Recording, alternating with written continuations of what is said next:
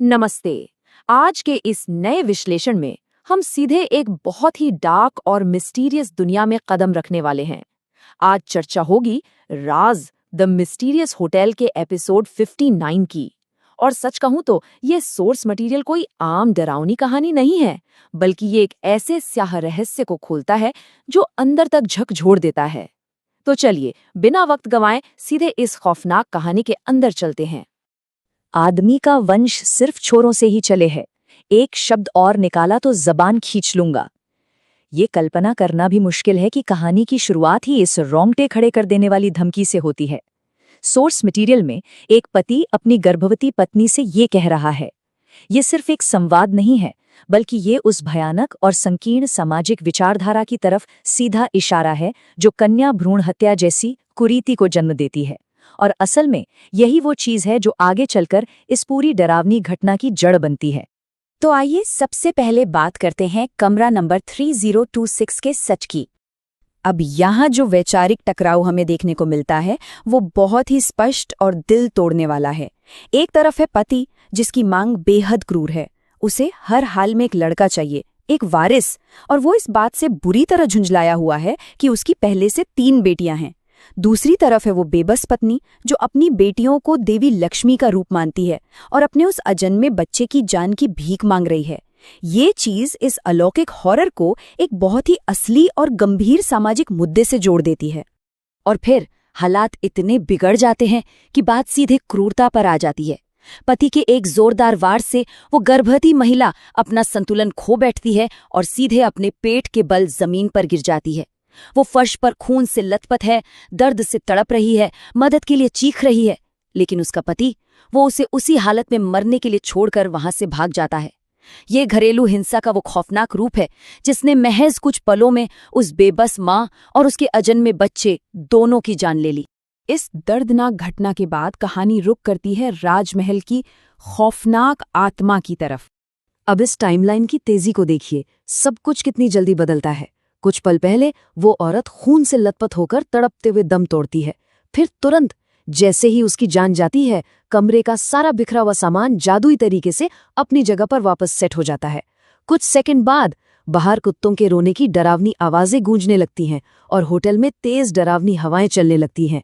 और फिर ठीक रात 1:15 बजे वो खौफनाक आत्मा दिव्या और विशाल के सामने पूरी तरह प्रकट हो जाती है। और जो दृश्य दिव्या और विशाल देखते हैं ना, वो सच में रूह कंपा देने वाला है। सोचकर ही अजीब लगता है, एक आत्मा जिसका पूरा शरीर बुरी तरह जला हुआ है, जगह जगह से लगातार खून रिस रहा है। उसकी आंखों में पुतलियां तक नहीं है, सिर्फ सफेद हिस्से दिख रहे हैं। और सबसे डरावनी बात, उसकी गोद में एक आधा अधूरा भ्रूण है जिसकी चमड़ी तक नहीं बनी है। ये कोई साधारण भूतिया विजुअल नहीं है, बल्कि ये उस असीम आघात और शारीरिक पीड़ा का जीता जागता सबूत है जो उस महिला ने मरने से पहले झेली थी। तभी वो आत्मा सीधे विशाल की तरफ देखती है और एक भयानक चेतावनी देती है। मैं और मारी बच्ची सालों से इंतजार कर रहे हैं, तुम्हें हमें इंसाफ दिलाना ही होगा। ये सुनकर रोंगटे खड़े हो जाते हैं, है ना?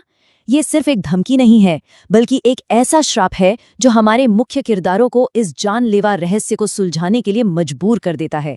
अब वो पीछे नहीं हट सकते। यहाँ से सुरागों की तलाश शुरू होती है, जिसका पहला रास्ता है 7 साल पुराना रजिस्टर। अब रिसेप्शन डेस्क पर जो सबूत हाथ लगते हैं वो किसी थ्रिलर फिल्म के क्राइम बोर्ड की तरह एक एक करके सामने आते हैं। पहला सुराग, कमरा नंबर 3026। दूसरा सुराग, उसमें ठहरने वालों का नाम, ठाकुर सुजान सिंह और नंदिनी सिंह। फिर पता चलता है कि ये रिकॉर्ड आज का नहीं बल्कि पूरे 7 साल पुराना है। और आखिर में सबसे अहम सुराग जो उन्हें उनकी अगली मंजिल तक ले जाता है, जैसलमेर का एक दूर दराज का गांव। इन कड़ियों का इतनी तेजी से जुड़ना वाकई कहानी में एक गजब की रफ्तार ले आता है। जैसे ही ये सुराग हाथ लगते हैं, घटनाएं एकदम से बेकाबू होने लगती हैं। सबसे पहले विशाल बिना कोई वक्त गंवाए रजिस्टर से वो जरूरी पन्ना फाड़ लेता है। उसी पल अचानक पूरे होटल राजमहल में धू धू कर आग लग जाती है और वो किसी तरह अपनी जान बचाकर वहां से भागते हैं। और फिर बिना एक सेकंड रुके वो दोनों चिलचिलाती धूप वाले जैसलमेर के रेगिस्तान की तरफ जाने वाली पहली बस पकड़ लेते हैं। सब कुछ इतनी तेजी से होता है कि सांस लेने तक की फुर्सत नहीं मिलती। और यहीं से शुरू होता है जैसलमेर का वो खौफनाक सफर। बस के अंदर का माहौल भी लगातार बेचैन करने वाला है। दिव्या को ऐसा लगता है जैसे वो आत्मा अब भी उनके पीछे है। उसे सड़क के किनारे वही आत्मा नजर आती है। फिर तो हद ही हो जाती है जब उसे पिछली सीट पर वही जली हुई औरत पानी की बोतल लिए बैठी दिखती है। लेकिन यहाँ सबसे बड़ा कैच क्या है? विशाल को वहां सिर्फ एक साधारण यात्री नजर आ रहा है। बस में बैठे बाकी लोग जैसे मुरली और बंसी दिव्या के इस डर का जमकर मजाक उड़ाते हैं। ये दिव्या के उस मानसिक अकेलेपन और डर को दर्शाता है जहां हम सोचने पर मजबूर हो जाते हैं कि क्या आत्मा सच में उनका पीछा कर रही है या ये सब सिर्फ दिव्या के दिमाग का कोई भ्रम है। खैर, बस से उतरने के बाद हालात बद से बदतर हो जाते हैं। मीलों दूर तक कोई सवारी नहीं है। उन्हें बीरपुर गांव के उस सुनसान और भयंकर रेगिस्तान में चिलचिलाती धूप में पैदल ही चलने के लिए मजबूर होना पड़ता है। उन दोनों की उस भयानक शारीरिक थकावट और लाचारी के बारे में सोचिए। दूर दूर तक कोई इंसान नहीं, कोई मदद नहीं, बस तपती हुई रेत और वो दोनों। और फिर इस थका देने वाले सफर के बीच उन्हें एक हैंडपंप दिखाई देता है। थोड़ी राहत की उम्मीद में विशाल जैसे ही पानी पीने के लिए नीचे झुकता है, वो देखता है कि हैंडपंप से पानी नहीं बल्कि खून निकल रहा है। खून! ये एक ऐसा झकझोर देने वाला जंप स्केयर है जो पूरी तरह से होश उड़ा देता है।